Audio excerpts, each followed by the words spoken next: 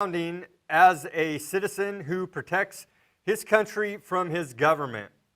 And so, Mr. Bruce Fein has filed a class action lawsuit against the NSA for all of us in the spirit of the Fourth Amendment, so we need to commend him for that. But I want to ask you, Stuart, is this Edward Snowden, NSA whistleblower, a patriot or a traitor? Because a lot of the neocon local radio hosts here are calling him a traitor. So, of course, Edward Snowden is a patriot because he's willing to give out all this info. Tell millions of Americans, hey, the government is violating your Fourth Amendment billions of times. And he's willing to basically, I mean, he can't step foot in America. He can't. He'll be killed. He'll be assassinated. They're probably trying to assassinate him right now. But of course, he's a hero. He's a patriot. He's a hero. Those who think that he is a traitor, I mean, we already knew this was going on. He just made it official. He just made it official because the patriot. Well, he made it go mainstream. He made it go mainstream. We already knew that this was going on, but now he confirmed it, that the government is illegally spying on us. And people who want to say that he's a traitor for giving up value, you know, it's national security, it's national security documents that are now endangering our, you know, our country. That's what they look at. The neocon radio hosts say that we're less safe. We are less safe because, oh, the NSA can't spy on us anymore, so we're less safe. Someone who's willing to sacrifice a little bit of liberty for security will have neither and obtain, or shall have none of either. You won't get, just like I said, there's no balance.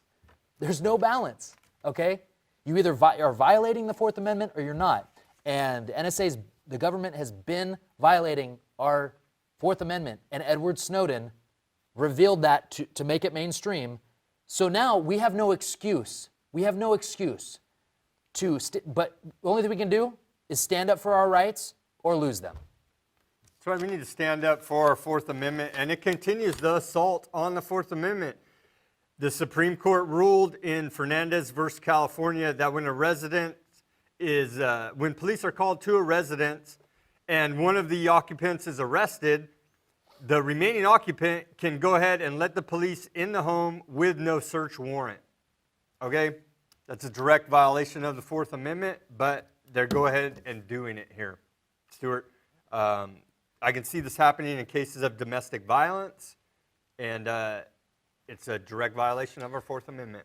People don't think we live in a police state because, I mean, yeah, cops aren't on every corner. Military's not on every corner watching you. They're in every cell phone and every computer you got. And all the police departments are getting all these technologies to be able to spy on us. They are.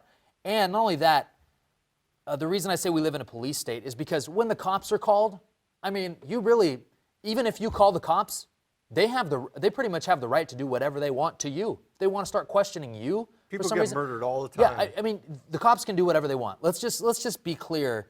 And it's just like what happened in Albuquerque. The homeless guy that just got killed, murdered. They killed another guy. Yeah. They just killed another guy in Albuquerque. Albuquerque police are...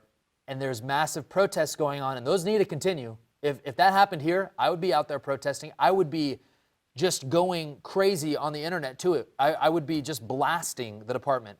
I mean, that's how you have to keep our government officials accountable. You have to call them out when they're committing illegal acts. You have to. And if you don't, you're going to lose all your rights.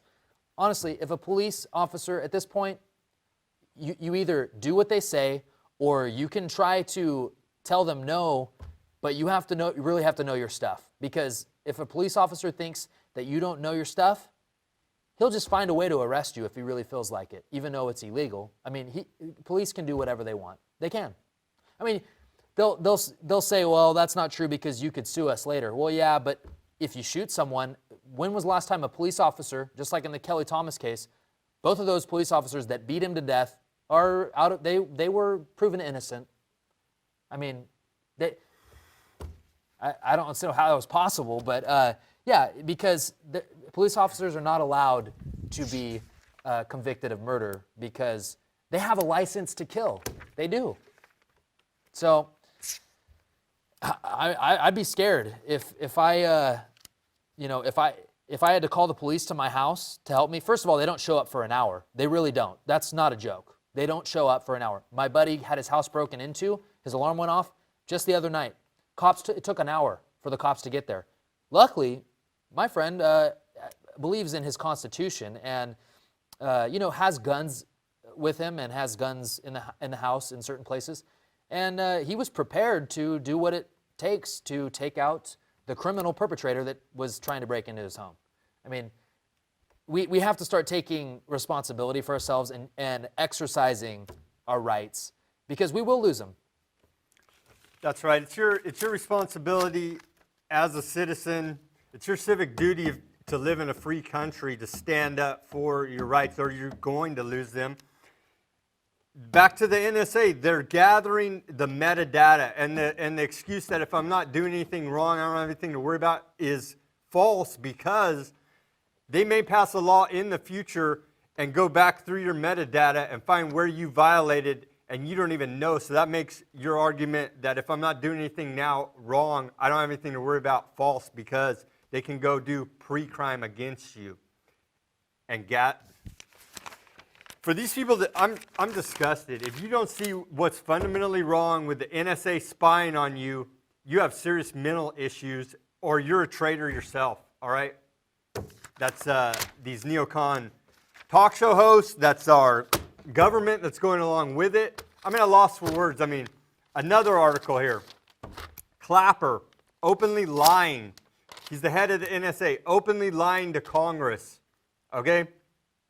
It's disgusting already. I don't even know what else to say about it. Stand up for your rights. We'll continue in this series about your amendments, about the Bill of Rights in later shows. Moving on to the filth of California, Senator Leland Yee. This is big national news. It made the news all last week, this week. Senator Yee was indicted by the FBI in an undercover sting operation, where he was charged with wire fraud and to engage in conspiracy to deal firearms without a license and illegally import firearms. He was going to sell firearms, shoulder-mounted rocket launchers, to Islamic terrorist groups. Okay, and so Yee told an FBI agent to give him a shopping list of guns. Senator Yee asked the agent to provide an inventory list of desired weapons. Yee told them he would deliver them for $2 million cash. Okay? Yee could arrange for some serious firepower. Yee took personal responsibility for delivering the weapons. Yee was in it for the cash. Yee was the mastermind of a complex scheme to import illegal weapons to terrorist, Muslim terrorist groups. Right there proves our criminal government is supplying the terrorists who supposedly we need to give up our Fourth Amendment to the NSA to protect us for. Right here, California Senator is selling them weapons, or was trying to, and I'm sure he had sold them plenty before that he didn't get caught for. All right? This case right here proves our point.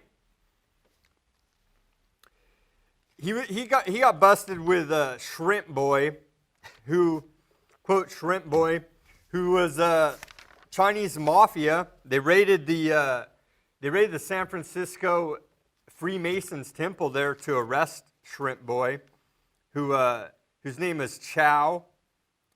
Chow was born in Hong Kong in 1960, came to the United States. Chow is not even a citizen of the United States. So you think maybe we need some better immigration enforcement?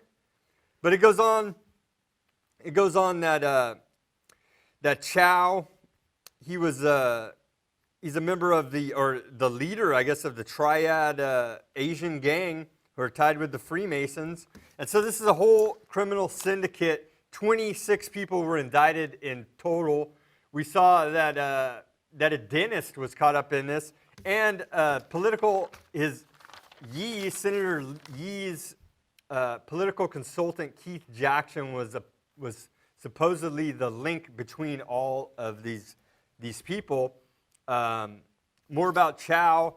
He's known as the Dragon Head of the San Francisco-based Ji Chung Tong organization, spelled Chi Chung Tong.